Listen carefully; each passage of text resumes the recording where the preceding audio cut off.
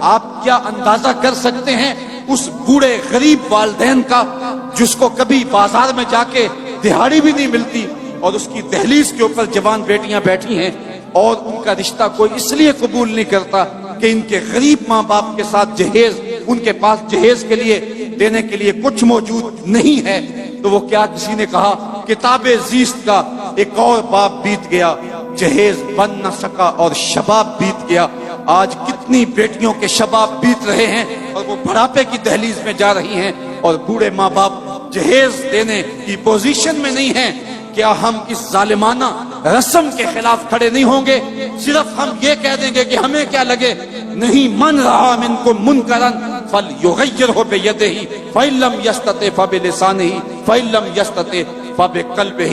یہ ہماری ذمہ داری ہے کہ ہم باطل جو ہے وہ نظام کے خلاف، باطل فکر کے ساتھ اور معاشرتی برائیوں کے خلاف پوری قوت کے ساتھ کھڑے ہو کر کے ایک پاکیزہ معاشرت کی تشکیل کے لیے کوشاں ہو جائیں. بے مقصد زندگی گزارنے کا کوئی فائدہ نہیں. مومن کی زندگی جس میں وہ خسارے سے بچ سکتا ہے اور قوم کو اجتماعی خسارے سے بچا سکتا ہے، وَتَوَاصَوْا بِالْحَقِّ کا زمرہ ہے. اور اس کا ایک معنی یہ بھی ہے کہ قرآن کے پیغام کو عام کیا جائے. آج ہمارا اللہ ماشاءاللہ جو ہماری مجموعی فکر ہے وہ قرآن مجید کی فکر کے ابلاغ کو چھوڑ چکی ہے. ہمارا انداز یہ ہے کہ قرآن جس مقصد کے لیے نازل ہوا تھا آج ہم اس کو ترک کر چکے ہیں. قرآن مجید ایک زندہ کتاب ہے. اتنا خوبصورت نصاب کسی قوم کے پاس نہیں ہے. نصاب حیات، نصاب زندگی، منشور حیات کسی قوم کے پاس نہیں ہے. لیکن اس کے باوجود آج ہم دنیا کے اوپر رسوا ہو رہے ہیں. اتنی خوبصورت تھیوری ہونے کے باوجود ہم رسوا کیوں ہو رہے ہیں؟ اس لیے کہ اس تھیوری کے مطابق ہمارا پریکٹیکل نہیں ہے. ہماری زندگی اس قرآن کی تعلیمات کے مطابق نہیں گزر رہی ہے. آج دنیا کے اوپر رسوائی، ذلت ہمارا مقدر بن گئی. اقبال نے جب شکوے کی زبان کھولی نا تو شکوہ رب سے کیا تو لہجہ بڑا تلخ ہو گیا. تیرے کعبے کو جبینوں سے بسایا ہم نے، نو انسانی کو غلامی سے چھڑایا ہم نے، صفائے دہر سے باطل کو مٹایا ہم نے، تیرے قرآن کو سینوں سے لگایا ہم نے.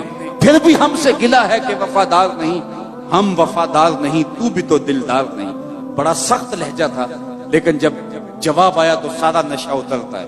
لفظ وہی ہیں، صرف صیغہ بدلتا ہے.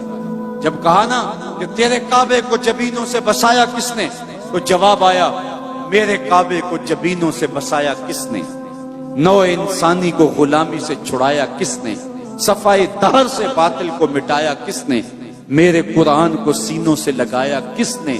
تھے تو آباب تمہارے ہی مگر تم کیا ہو، ہاتھ پہ ہاتھ دھرے منتظر فردا ہو، ہر کوئی مستے میں ذوق تن آسانی ہے. تم مسلمان ہو یہ انداز مسلمانی ہے، حیدری فقر ہے نئے دولت عثمانی ہے. تم کو اسلاف سے کیا نسبت روحانی ہے، وہ معزز تھے زمانے میں مسلمان ہو کر تم خار ہوئے ہو تارک قرآن.